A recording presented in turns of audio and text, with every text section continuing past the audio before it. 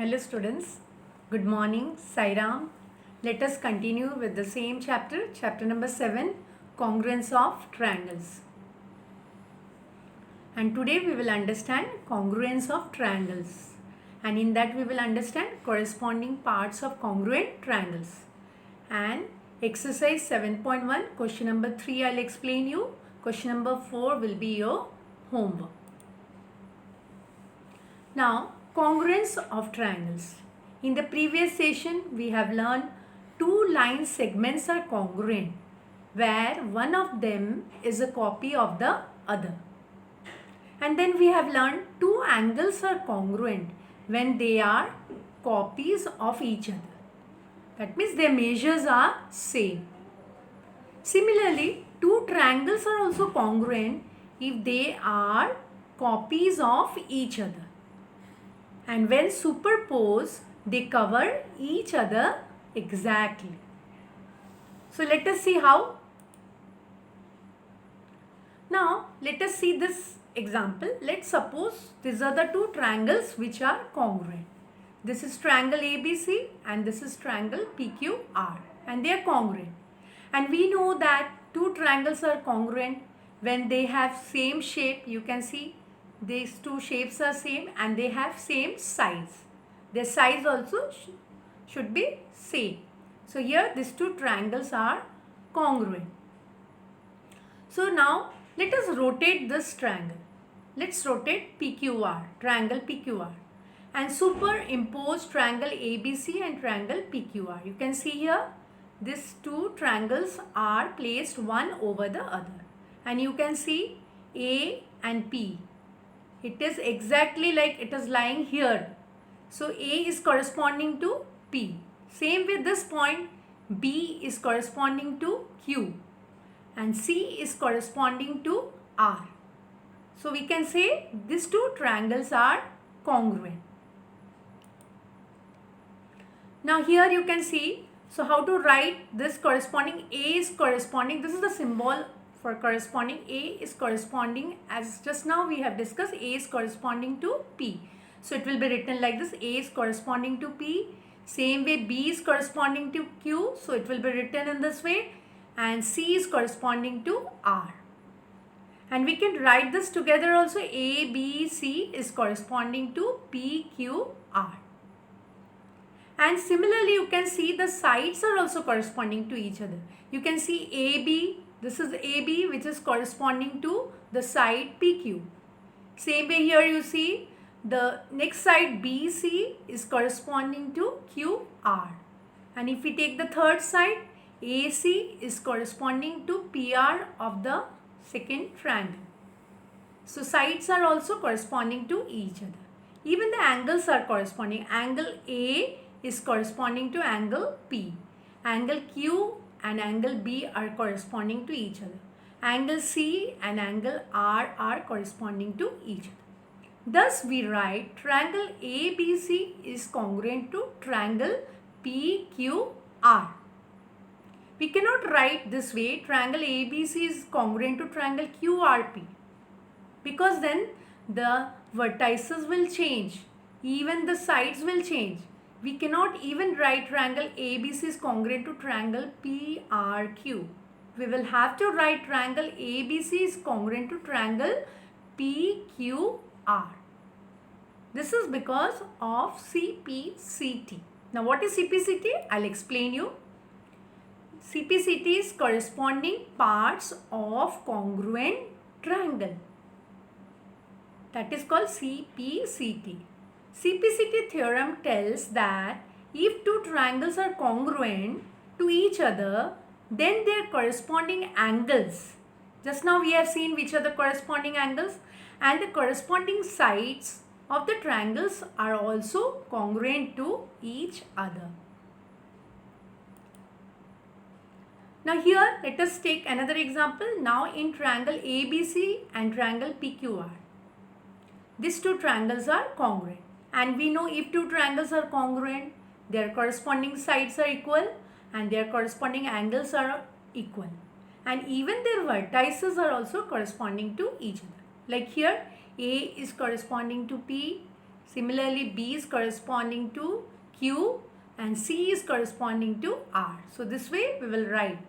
Then only the corresponding sides are also will be equal and corresponding angles also will be equal. Now see here, the same figure again, it is here drawn, triangle ABC and triangle PQR. And we know triangle ABC is congruent to triangle PQR. Then corresponding angles are also equal and corresponding sides are also equal. So we'll write in this way, in tabular form also you can write corresponding angles. You can write here angle A is equal to angle P. You can see here it's written. Then next we can write angle B is equal to angle Q. And angle C is equal to angle R. Now corresponding sides AB, you can see here AB is equal to PQ.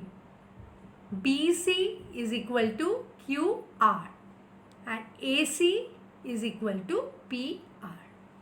So this way we will write the corresponding angles which are equal and corresponding sides which are equal and the vertices which are corresponding to each other. And we can write triangle ABC is congruent to triangle PQR. Now let us see, this is another example, whether these two triangles are congruent. This is one triangle and this is another triangle, and we'll have to see whether they are congruent or not. So now we will rotate this triangle and we will keep it in this form, in this position. Let us see how to, now see, these are the triangles. This is one triangle and this is second triangle. Now we will see whether they are congruent or not. Now here you can see this angle is 40 degree, this angle is also 40 degree. Now this angle is 30 degree, this angle is 30 degree, and this side is 3 centimeter, this side is also 3 centimeter. Then corresponding angles, if these two triangles are congruent, then the corresponding angles and corresponding sides are equal. So let us write that corresponding angle. Now here first we will take angle M.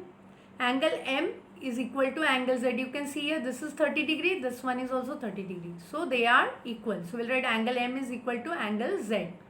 Next we will take this angle. Angle N is equal to angle X. Both measure 40 degree. So angle N is equal to angle X. Now similarly the third angle, angle O, will be equal to angle Y. So these are the corresponding angles which are equal. Now same way, now next one we'll take, now we'll take the sides. Now MN is 3 centimeter. Here you can see here this ZX is also 3 centimeter. So we'll write MN is equal to ZX or XZ also you can write. Then we will take NO. NO is this side. NO is equal to this side, XY. So NO is equal to XY. Now we'll take the third side. OM is equal to this side, that is YZ. So corresponding sides are equal. And that is possible when the vertices are corresponding to each other. That means M corresponds to Z, this vertex. And N is corresponding to X. And O is corresponding to Y. That's why we got the sides, corresponding sides also equal and corresponding angles also equal. So we will write triangle MNO. In this order we'll write, because this is the way you will have to write. Triangle MNO is congruent to triangle ZXY.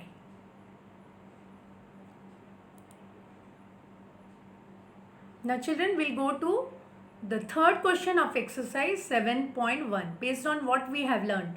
Now the question is, if triangle ABC is congruent to triangle FED, under the correspondence, this is very important, the correspondence is ABC is corresponding to FED. Write all the corresponding congruent parts of the triangle. So first we will write what is given. Given is triangle ABC is congruent to triangle FED. and this is the correspondence. This also you can write ABC is corresponding to FED, which means A is corresponding to F, B is corresponding to E, C is corresponding to D. That is written here. A corresponds to F, B corresponds to E, and C corresponds to D. Now based on this we can draw the triangle. We will have to draw the triangle because we have to write the corresponding congruent parts of the triangle. So the triangle, first triangle will be ABC. You can see here ABC. So we will draw the triangle ABC. Now second triangle will be FED. This is the way you will name it. So this one will be F because A should correspond F and B should correspond this vertex E and C should correspond this D. So here you will name the triangle as FED. Now we can write the angles which are corresponding to each other here. These two triangle you can see here, angle A is corresponding to angle F. That is written here. Angle B is corresponding to angle E. You can see here angle B and angle E. Angle C is corresponding to angle D. Even the segments are corresponding to each other. AB, segment AB is corresponding to FE. BC is corresponding to ED, segment ED. And CA is corresponding to DF. So this way we will write down all the congruent parts of the triangle. These are the corresponding parts of the congruent triangle. These two triangles are congruent and these are the corresponding parts of the congruent triangles. Now by CPCT we have learned when the triangles are congruent, the corresponding angles are equal and corresponding sides are also equal.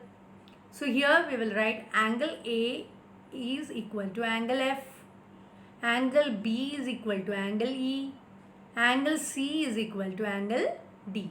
So that is written here.